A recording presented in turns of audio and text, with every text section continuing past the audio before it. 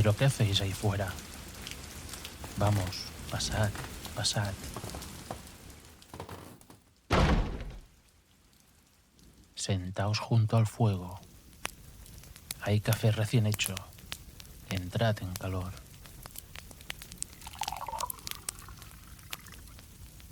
Y ahora, preparaos para disfrutar de esta historia en la cabaña radiofónica número 51.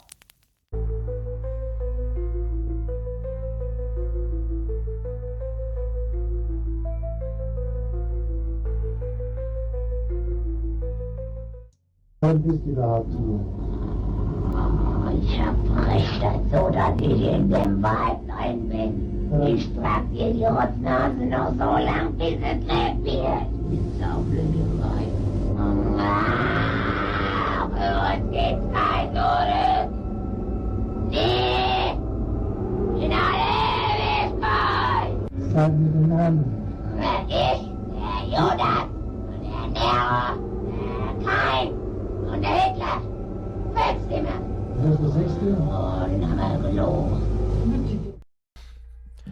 Esta noche vamos a abrir una puerta incómoda. Una puerta que mezcla religión, enfermedad mental, miedo, fanatismo, sufrimiento humano y algo que todavía hoy sigue dividiendo a todo el mundo. Porque el caso de Anneliese Michel no es solo un caso paranormal.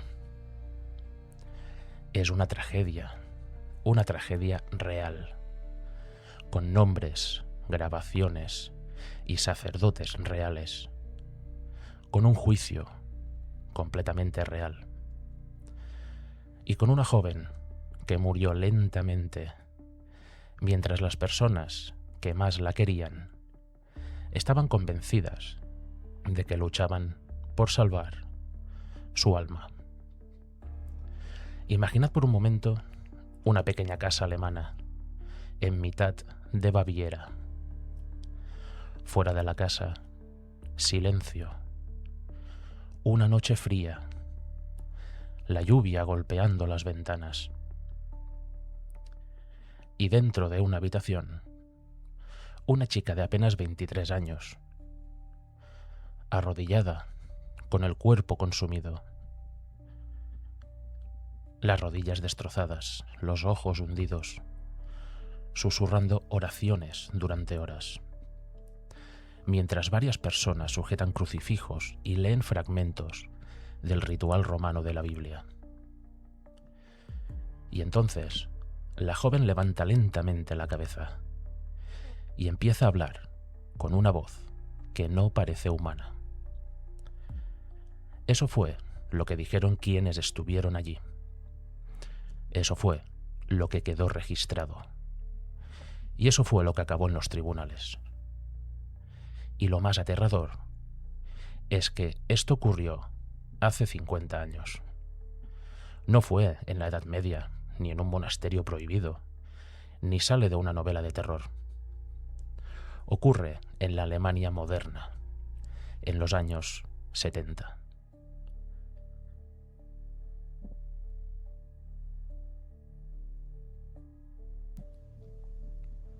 Para entender el caso de Anneliese Michel, primero tenemos que entender el mundo donde nació.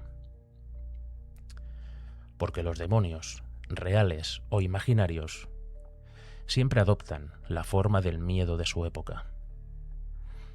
Anneliese Michel nació el 21 de septiembre de 1952 en Leipzig, Baviera, Alemania Occidental. Alemania todavía estaba marcada por las heridas de la Segunda Guerra Mundial. Y Baviera era profundamente católica, conservadora, tradicional, muy religiosa. En muchos hogares, Dios no era simplemente una creencia, era el centro absoluto de la vida. Y el pecado era algo terriblemente real. La familia Michel era extremadamente devota. La madre, Anna Michel, era especialmente estricta con la religión. Imaginad crecer desde pequeño escuchando constantemente palabras como pecado, culpa, castigo, infierno, condenación y demonio. Imaginad interiorizar desde niño que una mala acción puede condenarte eternamente. Este detalle es muy importante, porque muchas veces la mente humana interpreta el sufrimiento usando el lenguaje cultural y espiritual que conoce. Hoy quizá alguien diría: tengo ansiedad, tengo depresión, estoy sufriendo un brote. Pero hace siglos y en determinados ambientes religiosos, ese mismo sufrimiento podía interpretarse como que el demonio me está atacando.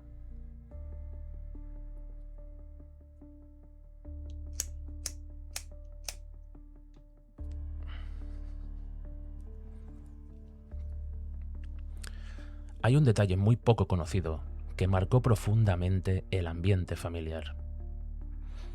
Antes de casarse, la madre de Anneliese tuvo una hija fuera del matrimonio. En aquella época, dentro del catolicismo tradicional alemán, aquello era visto casi como una vergüenza pública. La niña fue criada bajo un enorme peso de culpa religiosa. Y según varios investigadores del caso, Anna Mitchell desarrolló una visión muy rígida del sufrimiento y la penitencia.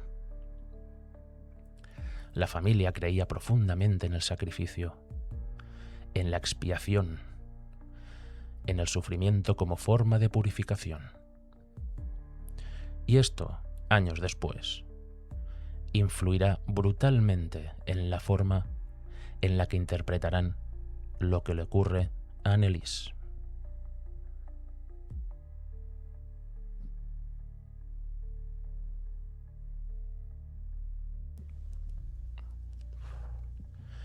Los testimonios describen a Anneliese como una niña amable, educada, tímida y profundamente creyente. No era problemática, no era agresiva ni conflictiva. Era aplicada, responsable, muy sensible y extremadamente religiosa. Rezaba muchísimo, iba a misa, participaba en actividades religiosas, tenía imágenes de santos en su habitación, leía textos espirituales. Pero también era una joven que sentía una enorme presión interna.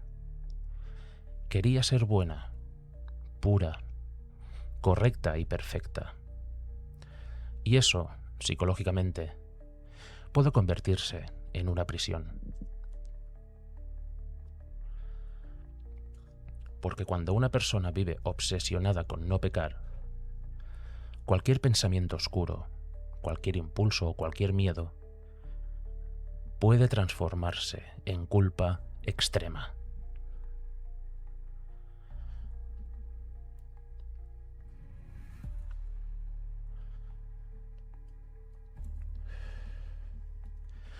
Hay veces que el terror no empieza con una sombra en una habitación. Empieza dentro de la mente. Empieza cuando una persona siente que jamás será suficientemente buena para Dios. Y eso puede destruir lentamente a alguien. El primer episodio importante ocurrió en el año 1968. Anneliese tenía alrededor de 16 años. Y una noche sufrió algo extraño. Perdió el control de su cuerpo. Quedó completamente rígida. No podía moverse. Sentía una presencia opresiva. Y después del episodio, dijo haber sentido algo horrible encima de ella. Los médicos interpretaron aquello como una posible crisis epiléptica. Más adelante fue diagnosticada con epilepsia del lóbulo temporal.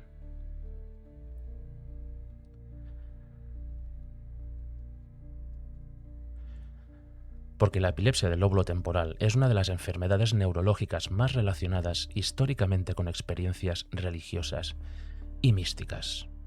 Hay personas que durante ciertos episodios sienten presencias, escuchan voces, tienen sensaciones sobrenaturales y sufren de terror extremo.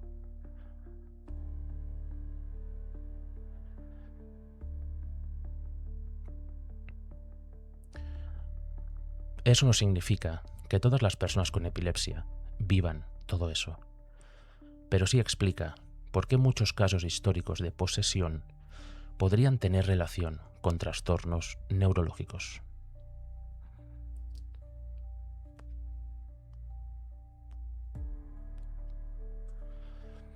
En el año 1970, Anneliese sufrió otra crisis importante. Fue ingresada y comenzó un tratamiento médico. La recetaron anticonvulsivos y durante un tiempo pareció mejorar, pero algo empezó a cambiar muy lentamente. Ella decía sentirse vacía,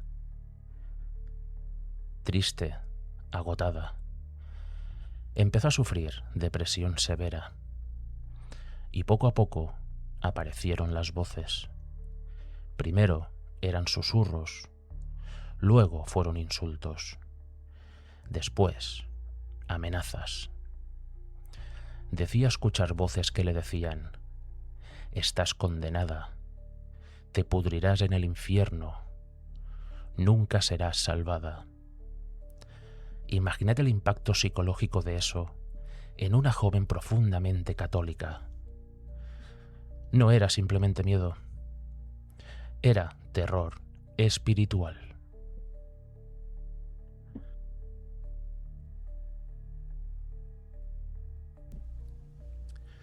Los informes médicos hablan de depresión, porque la depresión severa no es tristeza, es un colapso interno, es levantarte y sentir que el mundo pesa toneladas, es sentir culpa sin motivo, es perder el sentido de la realidad, es vivir atrapado dentro de tu propia cabeza. Y cuando esa depresión se mezcla con ideas religiosas extremas, puede convertirse en algo completamente devastador. Anneliese empezó a creer que estaba maldita, que Dios la había abandonado, que estaba condenada, y esa idea se clavó dentro de ella como un cuchillo. Con el paso del tiempo, empezaron los comportamientos que hicieron pensar a la familia que aquello no era una enfermedad. Según testimonios posteriores, Anneliese comenzó a rechazar símbolos religiosos. Decía que ciertas imágenes le provocaban dolor, que no soportaba mirar crucifijos, que el agua bendita olía mal. Y es aquí donde empieza el terreno peligroso,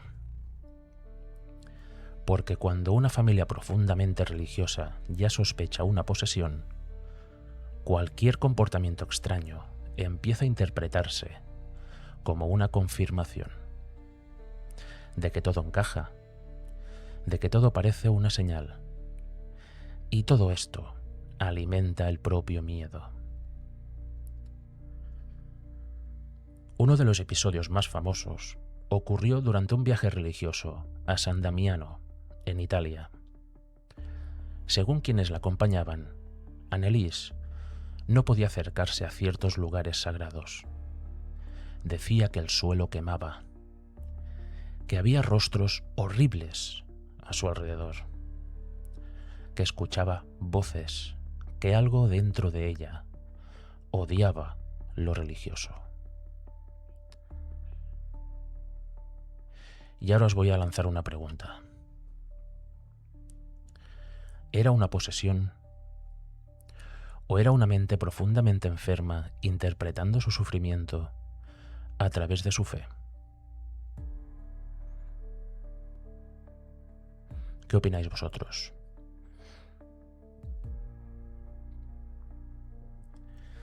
Y es justo después de este episodio que empieza el verdadero horror.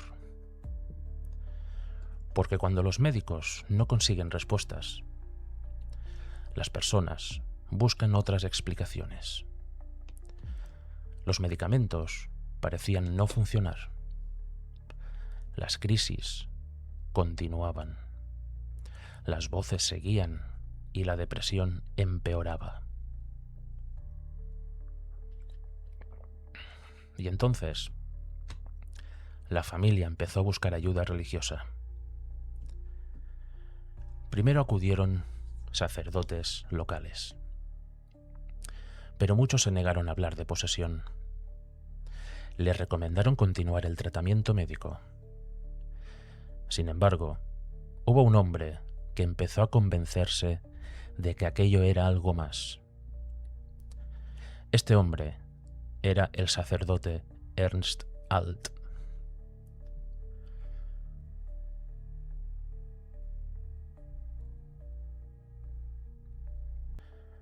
Pues bien, Ernst Alt no era un sacerdote medieval. Era un sacerdote moderno, formado, culto. Y aún así, después de conocer a Anneliese, acabó convencido de que estaba poseída. Y esto es importante, porque mucha gente imagina que los sacerdotes involucrados eran fanáticos e ignorantes. Pero no era tan simple. Ellos realmente creían que estaban viendo algo sobrenatural. Alt describió a Anneliese como alguien que sufría más allá de lo psicológico. Decía que había en ella algo oscuro, algo imposible de explicar médicamente. Y poco a poco, la idea de la posesión empezó a crecer.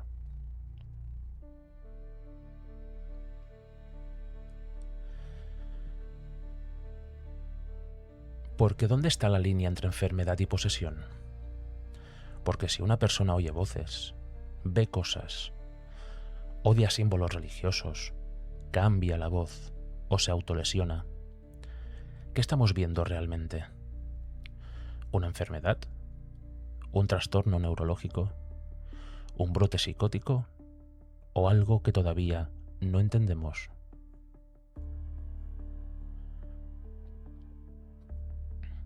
La Iglesia Católica no autoriza exorcismos fácilmente. Y esto es muy importante que quede claro. No basta con decir, creo que estoy poseído. Debe intervenir un obispo. Deben descartarse completamente todas las causas médicas. Y aún así, en 1975, el obispo Joseph Stank autorizó oficialmente el exorcismo. Eso significa que la Iglesia alemana tomó el caso en serio. Muchísimo más en serio de lo que la gente imagina. Y aquí empieza el descenso definitivo hacia el horror. Los sacerdotes Arnold Renz y Ernst Alt comenzaron las sesiones usando el antiguo ritual romano. Imaginaos por un momento esta escena. Una habitación cerrada, velas, crucifijos, oraciones en latín, una joven temblando, sacerdotes rezando durante horas y una atmósfera cada vez más opresiva. Las sesiones empezaron en septiembre de 1975 y se repetirían durante meses. 67 veces. 67. Durante las sesiones, Anneliese gritaba, gruñía, insultaba.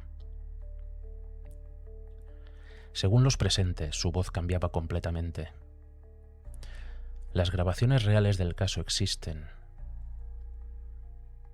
y son espeluznantes. Pero aquí hay algo aún más terrorífico. Porque lo que realmente da miedo no es la voz, es el sufrimiento. Escuchar a una persona completamente destruida física y mentalmente. Y eso, amigos míos, es lo realmente insoportable. Y ha llegado el momento de que os ponga un fragmento de las grabaciones que hicieron durante estos 67 larguísimas sesiones de exorcismo. Lo vuelvo a repetir, son altamente perturbadoras.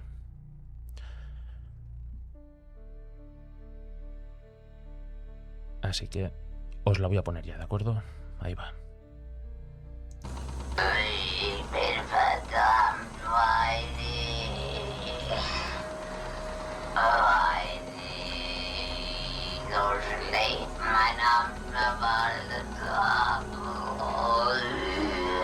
Wer bist du?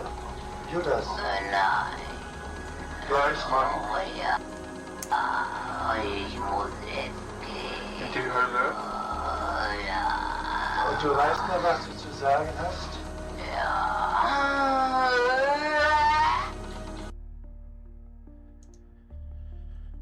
Como ya os he dicho, familia, creo que la palabra perturbador se queda corta. Wow, estoy hasta temblando, de verdad. Es un caso... madre mía.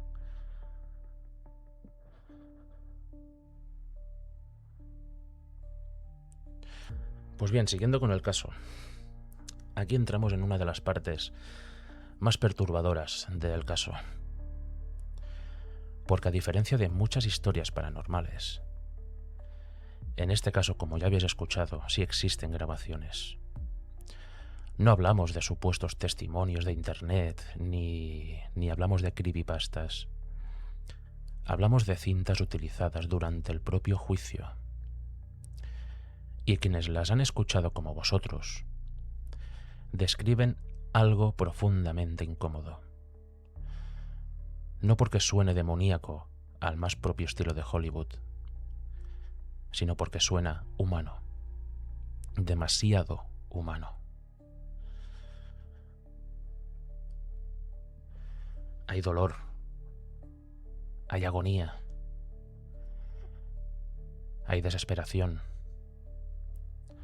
rabia, una mente rota y una joven completamente destruida.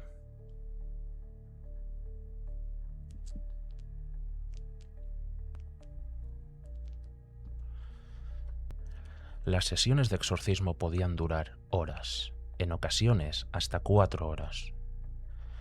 Anneliese era obligada a permanecer sentada o arrodillada mientras los sacerdotes recitaban oraciones del ritual romano. Las palabras se repetían una y otra vez. Te ordeno, espíritu inmundo, abandona este cuerpo en el nombre de Jesucristo. Durante las sesiones, según los presentes, Anneliese reaccionaba violentamente. Gritaba, escupía, gruñía, golpeaba el suelo y decía frases que hicieron pensar a los sacerdotes que varias entidades hablaban a través de ella. No podemos afirmar realmente que fueran demonios, pero sí podemos afirmar que los sacerdotes estaban convencidos de ello. Y fue esa convicción la que cambiaría completamente el destino de la joven. Según las grabaciones y testimonios del juicio, las voces afirmaban ser Lucifer, Judas Iscariote, Caín, Nerón o Hitler, y un sacerdote condenado llamado Fleischmann. Imaginad el impacto psicológico de aquello. Una habitación oscura, oraciones, una chica hablando en voces guturales, y de repente decir: soy Judas, ella nos pertenece, está condenada. Los sacerdotes interpretaban aquello como prueba de posesión múltiple. Los psiquiatras lo interpretaban como un trastorno mental severo, influenciado por el entorno religioso. Y ahí está la clave del caso. Dos interpretaciones completamente distintas, observando exactamente los mismos hechos. Pues bien, os voy a lanzar el vídeo que va relacionado con la última parte que os he narrado. Así que preparaos.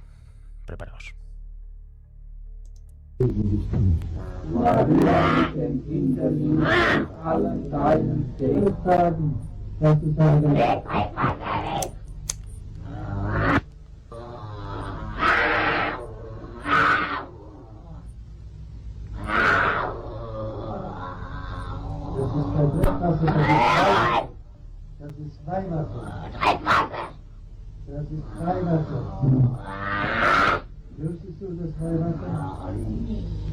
Ja, wenn du schön leben kannst. Vater der Liebe. Sag die Wahrheit. Sag alles, was du zu sagen hast.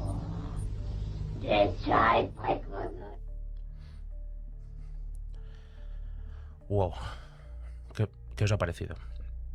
La verdad, a mí me resulta, en este directo me lo vais a escuchar mucho decir esta palabra, perturbador. Pero os voy a dejar, antes de seguir con el caso, una pequeña reflexión. Porque quizás el verdadero terror no sea preguntarse si existían demonios o existen.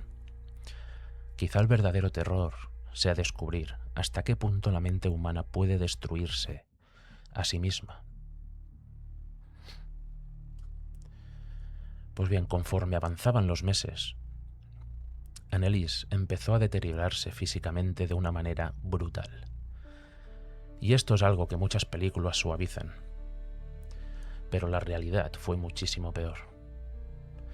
La joven dejó prácticamente de comer. Dormía muy poco. Pasaba horas rezando. Hacía penitencia constantemente. Se arrodillaba cientos de veces al día. Según algunos testimonios, llegó a realizar hasta 600 genuflexiones diarias. Sus rodillas quedaron destrozadas, sus ligamentos completamente dañados. Y su cuerpo empezó a colapsar lentamente. Perdió peso, mucho peso. Su rostro cambió. Se le hundieron los ojos. La piel se le puso pálida. Las mejillas completamente consumidas. Y aún así, los exorcismos continuaban. Porque quienes la rodeaban pensaban que aquello era precisamente la prueba de que la lucha espiritual era real.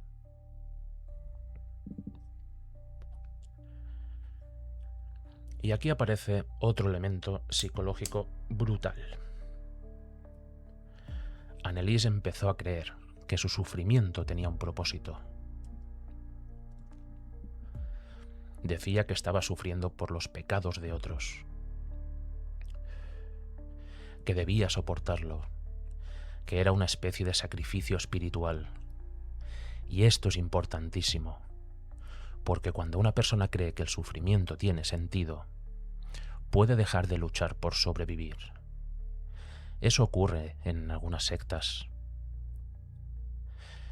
Ocurre en fanatismos, en determinadas patologías religiosas. Y también ocurrió aquí. El Shakto Noah se había convertido en una mártir. Y ahora viene una parte muy dura del caso. Porque esto está completamente documentado por testimonios y reportes judiciales. Durante ciertos episodios, Anneliese realizaba conductas extremadamente extrañas. Ladraba, gruñía, comía insectos, arrancaba partes de las paredes y las mordía. Llegó a beber su propia orina. Se escondía debajo de la mesa. Se quedaba mirando fijamente hacia la nada durante horas. Dormía sobre el suelo y comía arañas. Muchos trastornos psiquiátricos graves pueden provocar conductas absolutamente extremas y aterradoras. La mente humana puede romperse de formas que parecen imposibles. Pero eso no le quita el horror al caso. De hecho, lo hace todavía más aterrador, porque significa que el infierno puede existir dentro del propio cerebro humano.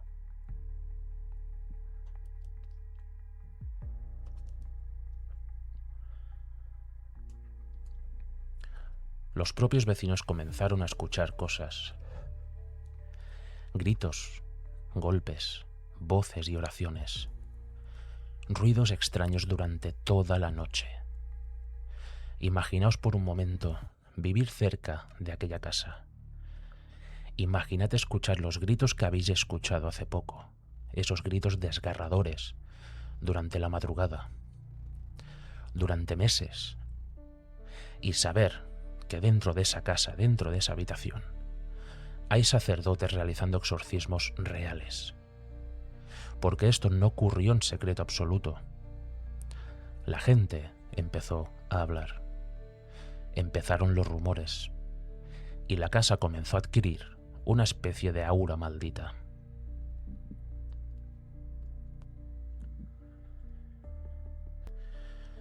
Hay algo que aparece constantemente en el caso de Anneliese. Y es el miedo al infierno. No era un miedo abstracto. Ella estaba convencida de que podía condenarse eternamente.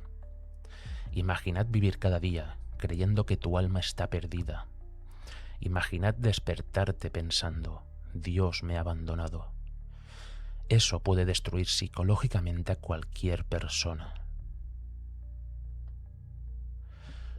Porque muchos especialistas posteriores señalaron que Anneliese vivía atrapada dentro de una visión profundamente rígida de la religión. Cada pensamiento oscuro era pecado, cada impulso era culpa, y cada crisis era interpretada espiritualmente. Y poco a poco su identidad empezó a desaparecer, hasta quedar reducida únicamente al sufrimiento.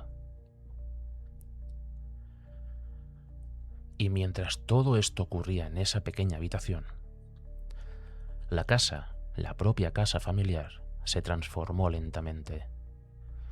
No físicamente, sino psicológicamente. Se convirtió en un escenario de guerra espiritual, el bien contra el mal.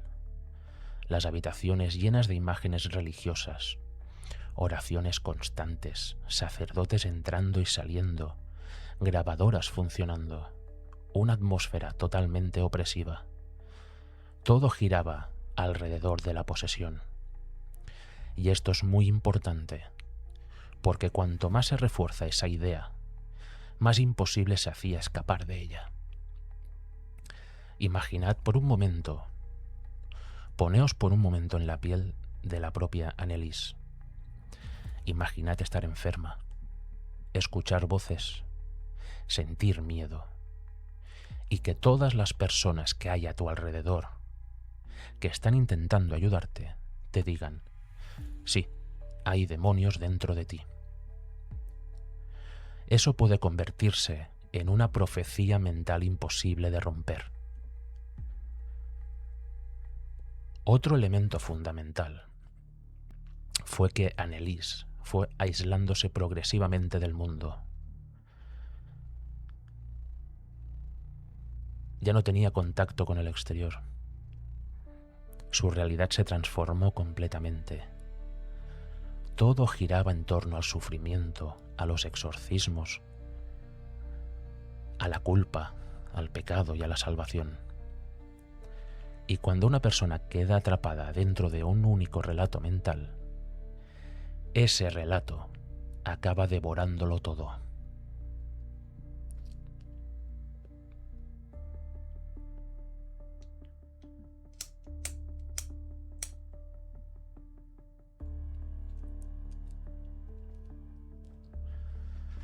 Imaginad aquellas noches en Baviera. Frío, silencio, la lluvia constante golpeando la casa. Y dentro, como ya os he dicho antes, una habitación iluminada, apenas por unas velas. Sacerdotes agotados, los padres aterrorizados, y una joven demacrada murmurando: ellos no me dejan, ellos siguen aquí. Eso ocurrió realmente, y da igual cuál sea la explicación, porque el horror humano de esa escena es completamente real.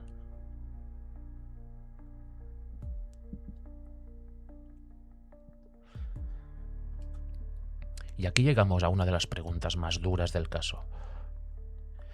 ¿Por qué nadie paró aquello? ¿Por qué ningún médico intervino durante las sesiones? ¿Por qué la familia permitió que siguiera deteriorándose? ¿Por qué los sacerdotes continuaron? Aquí estamos entrando en una zona psicológica muy compleja, porque cuando varias personas comparten una misma creencia intensa, la propia realidad empieza a deformarse. La familia creía sinceramente que Anneliese luchaba contra demonios. Los sacerdotes también lo creían. Y probablemente Anneliese terminó creyéndolo completamente. Todos estaban atrapados dentro de la misma narrativa. Y esto es peligrosísimo.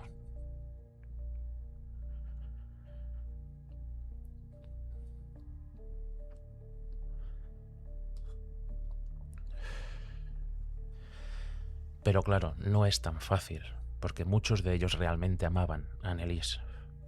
Realmente querían salvarla. Y precisamente ahí está el horror.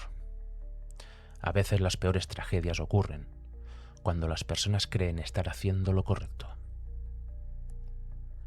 En los últimos meses, Anneliese apenas podía caminar. Estaba extremadamente delgada, deshidratada, débil, con neumonía. Aún así, los exorcismos continuaban, incluso cuando físicamente estaba destruida. Y esta parte es devastadora. Su cuerpo ya no podía más. Pero nadie veía solamente una enfermedad. Estaban librando una batalla espiritual. Y mientras intentaban salvar su alma, su cuerpo moría lentamente delante de ellos.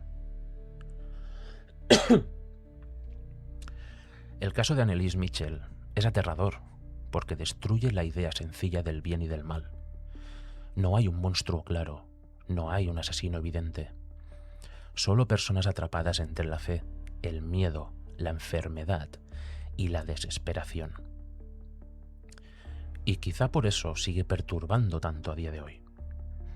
Porque nos obliga a preguntarnos algo terrible. ¿Cuántas tragedias humanas nacen cuando confundimos sufrimiento con posesión? Y es ahora donde llegamos a la parte más dura de toda esta historia.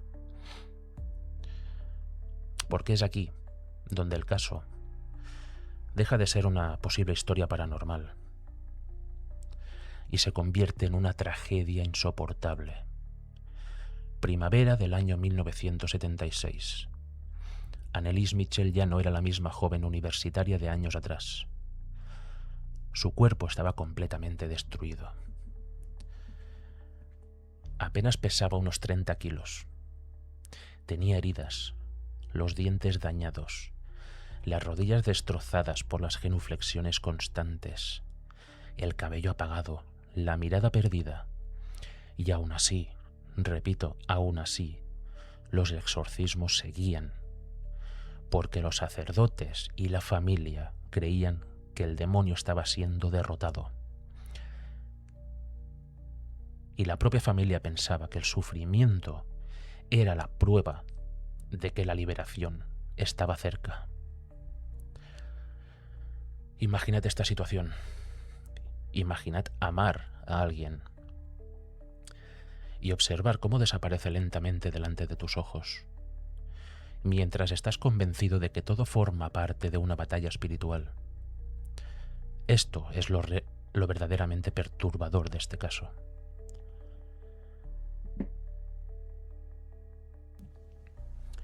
Según algunos testimonios, Anneliese empezó a decir que sabía que iba a morir. Y esto es importante psicológicamente, porque muchas personas con depresión severa y agotamiento extremo desarrollan una especie de resignación absoluta.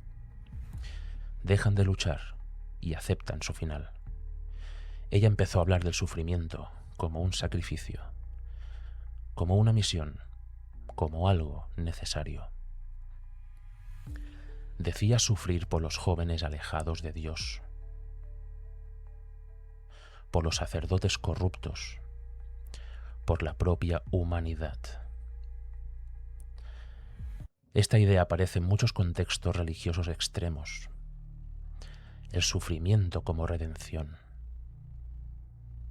el dolor como purificación, la destrucción del propio cuerpo como camino espiritual. Y todo esto llevado al extremo puede convertirse en una sentencia de muerte.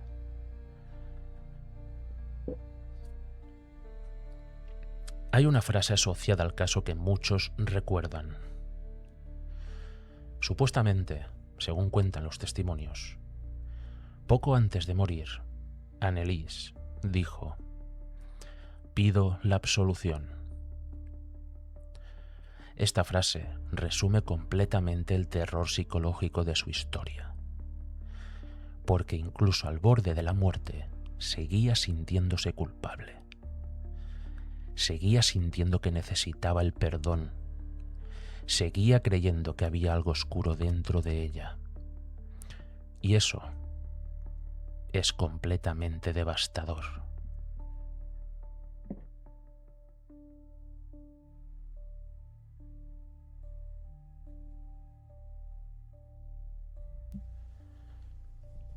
La madrugada del 1 de julio de 1976, Anneliese Michel falleció. Tenía 23 años. La encontraron en su habitación, consumida, desnutrida, deshidratada. Su cuerpo ya no podía seguir resistiendo. La autopsia posterior fue clarísima. La causa de muerte fue desnutrición y deshidratación severas.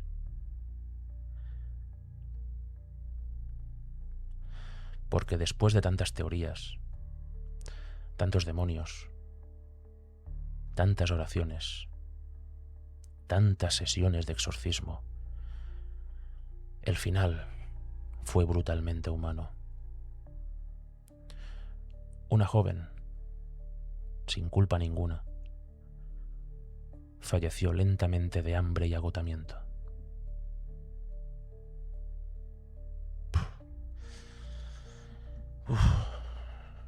Se me está haciendo duro este caso, ¿eh? Madre mía. Imaginad por un momento aquella casa después de su muerte. El silencio, las grabadoras apagadas, las oraciones detenidas, los crucifijos quietos. Y en medio de todo eso, la realidad golpeando de repente. Porque una cosa es creer en demonios y otra muy distinta es enfrentarse a un cadáver.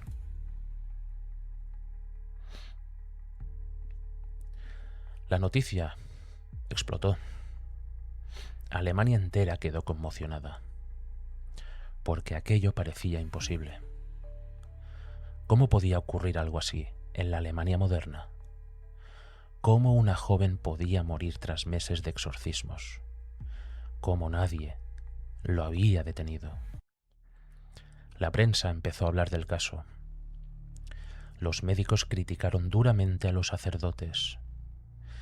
La Iglesia quedó bajo presión y la justicia comenzó a investigar.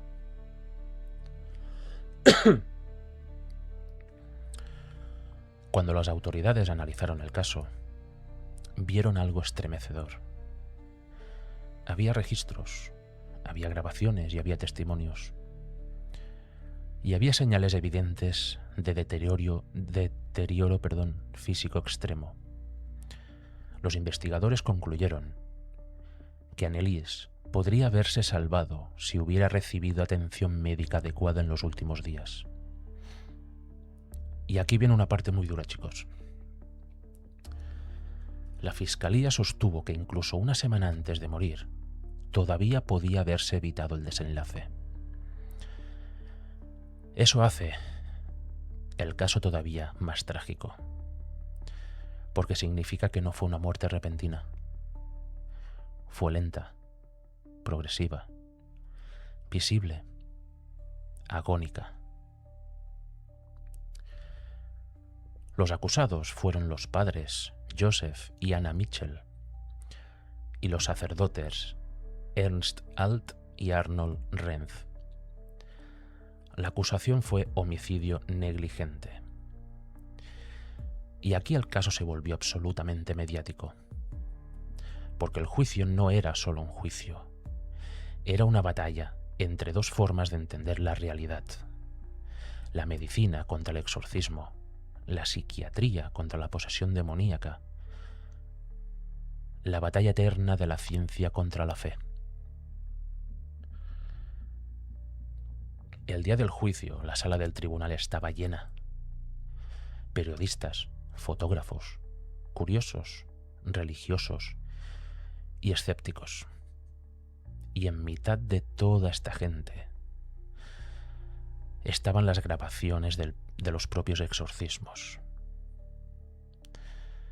Imaginad escuchar aquellas cintas dentro de la sala del tribunal. Las voces que hace un rato habéis escuchado. Los gritos que seguramente os han perturbado. Las oraciones de los sacerdotes. El sufrimiento de la chica. Debió ser altamente y absolutamente perturbador. La defensa intentó demostrar, hasta el último momento, que Anneliese estaba realmente poseída. Presentaron testimonios religiosos, hablaron de comportamientos inhumanos, hablaron del rechazo a lo sagrado, hablaron también de voces imposibles, y defendieron que los sacerdotes actuaron convencidos de que intentaban salvarla, que no intentaban matarla, que intentaban liberarla. Y aquí está la tragedia, porque probablemente eso era cierto. Realmente creían estar ayudándola. Bien, en el propio juicio, los médicos fueron muy contundentes. Hablaron de epilepsia, de psicosis, de depresión severa, de delirio religioso, trastornos mentales agravados por el entorno. Y explicaron algo muy, muy importante. Cuando una persona profundamente religiosa desarrolla una enfermedad psiquiátrica, los síntomas pueden adoptar contenido demonológico. La mente utiliza los símbolos que conoce. Y para Anneliese, el símbolo máximo del mal era el propio demonio.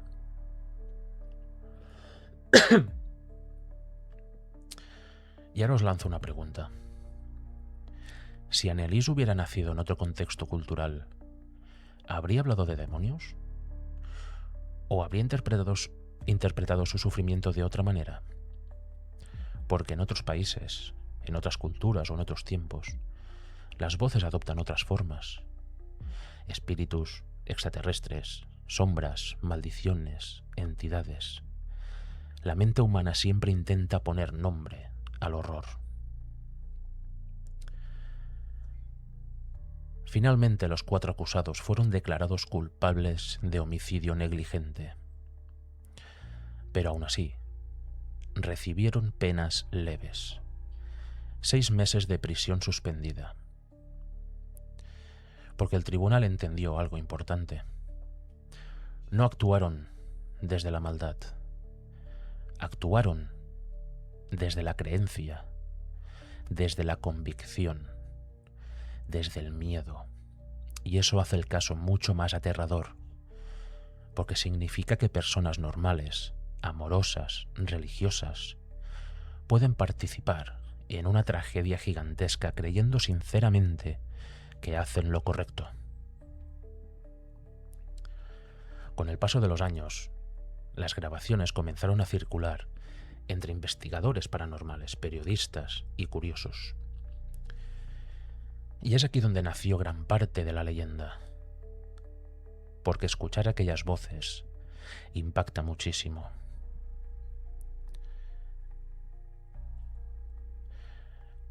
Una persona en estado extremo puede cambiar radicalmente la voz. La garganta se tensa, la respiración cambia, el tono se rompe y el cuerpo entero entra en estado de crisis. Y eso puede generar sonidos aterradores. No hace falta recurrir necesariamente a lo sobrenatural. Pero aún así, y vosotros ya lo habéis comprobado, escuchar esas cintas sigue siendo profundamente perturbador. Porque lo que se escucha es sufrimiento humano real. Y eso da muchísimo más miedo que cualquier película.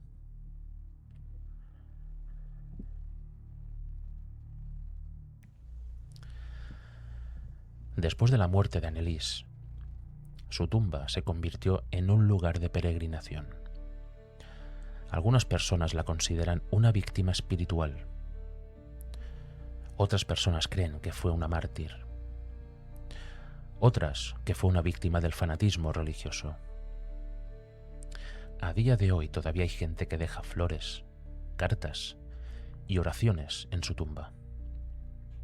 Porque el caso jamás cerró del todo. Nunca hubo una respuesta definitiva. Tan solo hubo interpretaciones. Y ahora vamos a hablar de algo muy importante. La propia Iglesia Católica no niega oficialmente la existencia del exorcismo. De hecho, el ritual existe todavía hoy. Y esto sorprende a mucha gente. Pero también es cierto que actualmente la Iglesia exige estudios médicos y psicológicos antes de autorizar un caso. Precisamente porque historias como la de Anneliese Michel marcaron muchísimo a la institución. El propio Vaticano comprendió el enorme peligro de interpretar enfermedades mentales como posesiones demoníacas. Y aún así, el debate sigue abierto, porque todavía existen sacerdotes exorcistas en muchos países, y todavía hay personas convencidas de haber vivido fenómenos reales. Quizá nunca sepamos exactamente qué fue lo que ocurrió dentro de la mente de Anneliese Michel. Quizá nunca sabremos si aquellas voces nacían únicamente de una enfermedad, o si había algo más profundo y oscuro detrás de su sufrimiento. Pero sí sabemos una cosa. Una joven murió aterrorizada, convencida de que el infierno la esperaba. Y eso ya es suficientemente horrible. Bien, hemos llegado al momento de una gran pregunta. Una pregunta que lleva décadas persiguiendo este caso. La pregunta que convirtió a Anneliese Michel en una leyenda oscura. ¿Estaba poseída? Hay personas, incluidos algunos sacerdotes, que siguen convencidas de que Anneliese Michel fue víctima de una posesión demoníaca real. ¿Pero en qué se basan? En varios elementos. El rechazo a símbolos religiosos, a las voces, a los cambios extremos de comportamiento, a la fuerza física durante ciertas crisis, las grabaciones y, sobre todo, la sensación de que había algo imposible de explicar. Muchos creyentes sostienen que los médicos no pudieron ayudarla porque estaban mirando el problema desde la perspectiva equivocada. Para ellos, Anneliese no necesitaba psiquiatras, necesitaba liberación espiritual. Pero desde el punto de vista médico y psicológico, el caso encaja muchísimo más con una combinación devastadora de epilepsia del lóbulo temporal, el primer diagnóstico que recibió, psicosis religiosa, depresión severa, delirio, sugestión colectiva, fanatismo religioso y deterioro físico extremo. Porque la mente humana puede hacer cosas verdaderamente aterradoras. Hay personas que escuchan voces perfectamente reales para ellas. Hay personas que ven entidades. Personas que sienten presencias. Personas que creen sinceramente estar condenadas. Y para quien lo vive, eso es completamente real. Imaginad por un momento una mente atrapada durante años entre culpa religiosa, terror al infierno, crisis neurológicas, depresión, aislamiento y personas a tu alrededor reforzando constantemente la idea de la posesión. Eso puede convertirse en una cárcel psicológica imposible de romper. Y aquí está el horror absoluto del caso. Porque si Anneliese realmente estaba enferma, entonces vivió el peor infierno imaginable. Creer, sinceramente, que estaba poseída. En todo este caso, hay un concepto psicológico muy importante, y es el tema de la sugestión. Cuando una persona vulnerable empieza a recibir constantemente el mismo mensaje, la mente acaba adaptándose a él. Y Anneliese escuchaba continuamente: hay demonios dentro de ti. Esto es una batalla espiritual. El propio diablo te está atacando. Imagínate el impacto mental de eso durante meses. Cada crisis confirmaba la narrativa. Cada episodio reforzaba la creencia. Y cuanto más creía en ello, más empeoraba. Es una espiral terrorífica.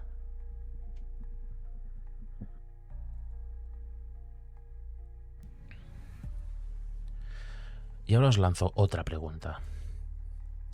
¿Qué habría pasado si Anneliese hubiera vivido hoy? Con la psiquiatría moderna, otro tipo de entorno, otro tipo de apoyo psicológico.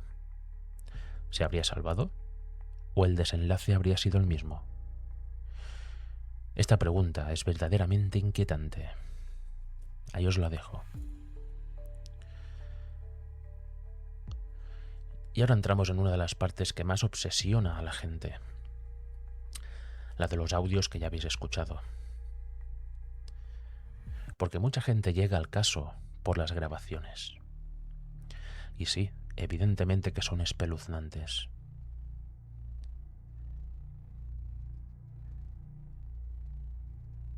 Porque lo verdaderamente terrorífico no es la voz. No es la posible voz demoníaca que sale de la boca de la chica. Lo verdaderamente terrorífico es el saber que detrás de esa voz había una persona real sufriendo.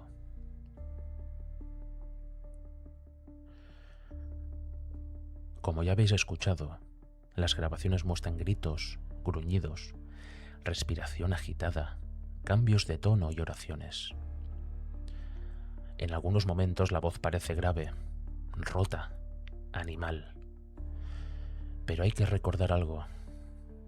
Como ya os he dicho antes, una persona sometida a estrés extremo, a agotamiento físico, a trastornos psicológicos y tensión emocional puede alterar radicalmente su propia voz. y el cuerpo humano puede producir sonidos verdaderamente perturbadores. Y como también os he dicho antes, todo esto no elimina el horror. Al contrario, lo hace todavía más real.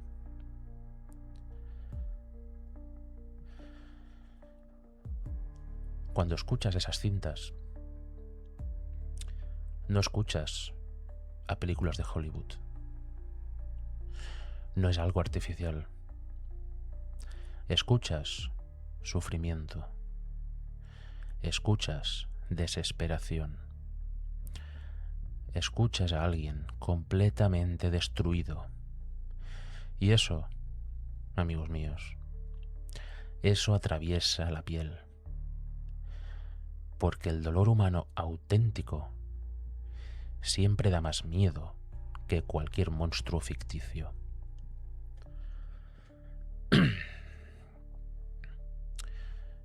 Y ahora vamos a hablar de algo posiblemente incómodo. Porque el caso de Anneliese Michel toca un tema muy delicado, delicadísimo, que es el miedo religioso.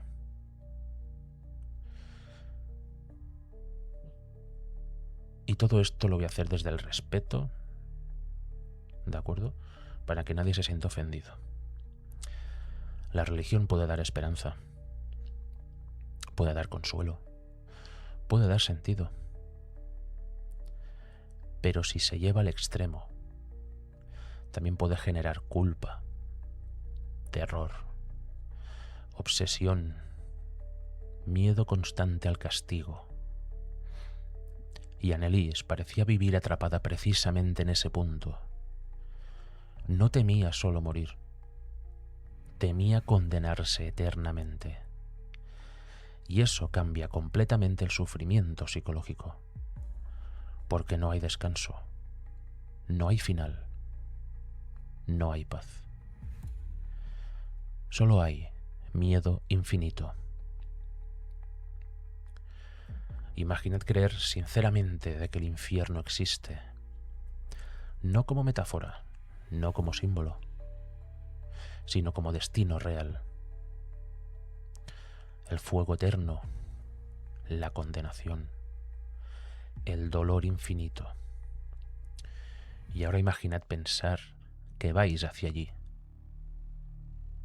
Eso puede destruir psicológicamente a cualquier ser humano.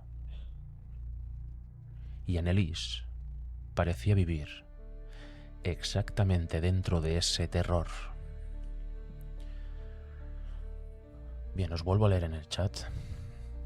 A ver, respuesta a la pregunta que he hecho antes, María Ángeles nos dice: ¿quién sabe? Puede que hoy en día acabaría ingresada en algún psiquiátrico.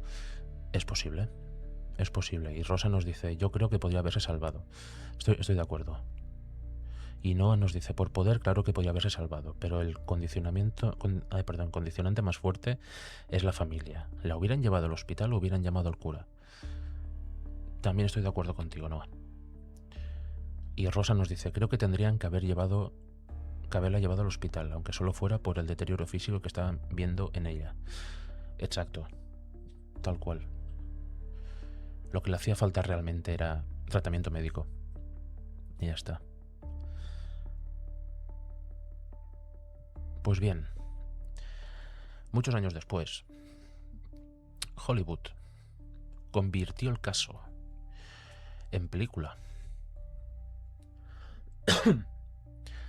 El exorcismo de Emily Rose, como ya habéis nombrado anteriormente, tomó elementos reales del caso y los mezcló con un poco de ficción.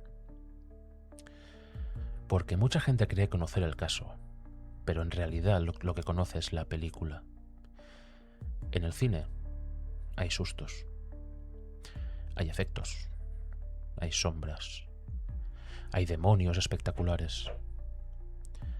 Pero la realidad fue mucho más incómoda. No hubo grandes escenas épicas, no hubo un demonio saliendo del cuerpo, no hubo ninguna victoria final.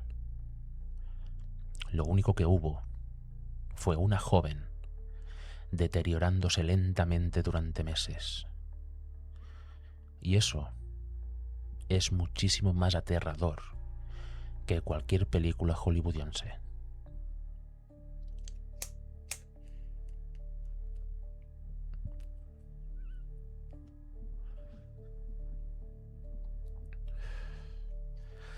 Porque el verdadero horror del caso no es algo paranormal.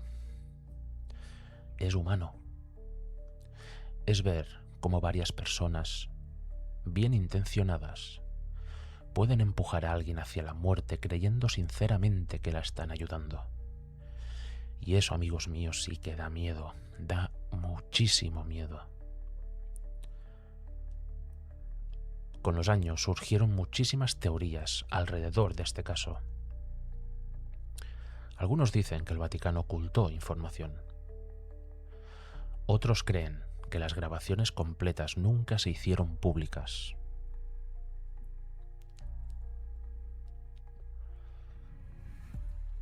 Algunos aseguran que ciertos sacerdotes quedaron traumatizados. Hay otros que dicen que la casa quedó completamente maldita. Pero aquí tenemos que separar claramente la realidad del rumor, porque Internet ha llenado el caso de exageraciones. Y precisamente por eso el caso real es tan potente. No necesita inventos. La historia auténtica ya es suficientemente aterradora.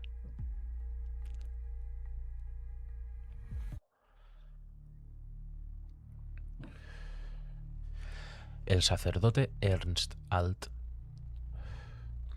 quedó profundamente marcado. De hecho, nunca se retractó completamente de su visión espiritual del caso. Seguía creyendo que había ocurrido algo más allá de una enfermedad mental. Y esto es importante, porque demuestra que quienes participaron no pensaban que estaban haciendo daño. Ellos realmente creían estar luchando contra el propio mal.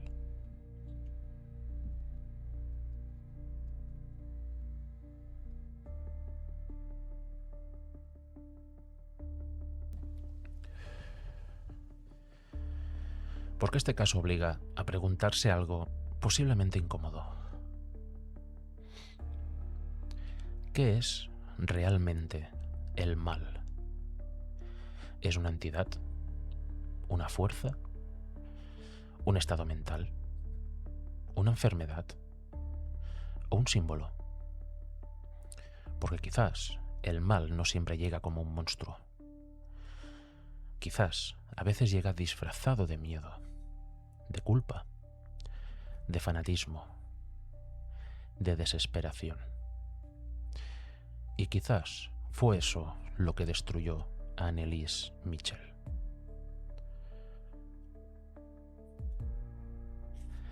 A veces pensamos que el terror son puertas que se abren solas, que son sombras en pasillos o voces en la oscuridad. Pero el verdadero terror es ver cómo una mente humana se rompe lentamente, mientras todos a tu alrededor creen que están haciendo lo correcto.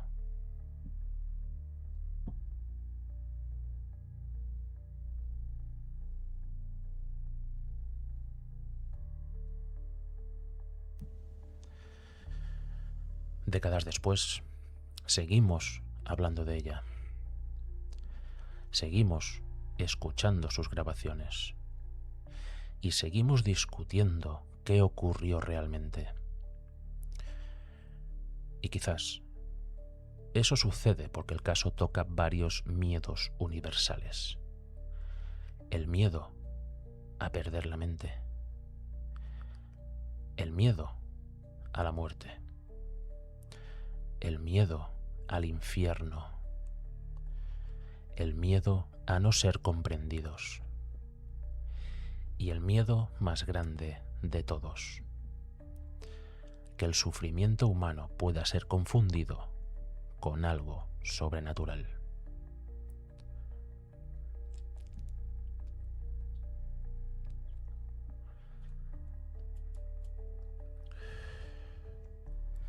Y al final, después de la cantidad de exorcismos que recibió, después de las oraciones, las voces de las grabaciones, de los juicios y de las décadas de debate, lo único que nos queda es una imagen imposible de borrar. Una joven de 23 años, consumida, aterrorizada, convencida de que algo maligno habitaba dentro de ella.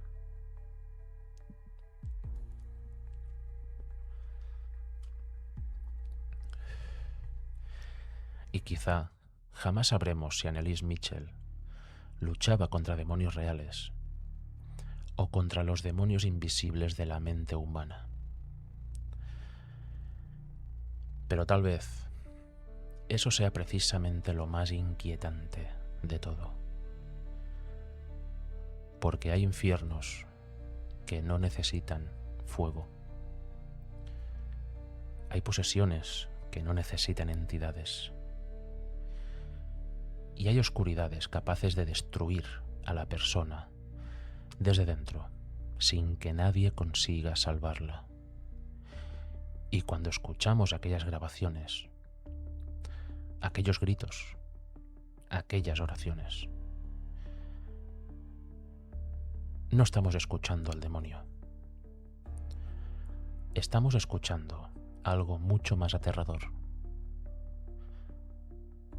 El sonido de una persona perdiéndose completamente en la oscuridad. Y eso, amigos míos y amigas mías, eso es completamente real.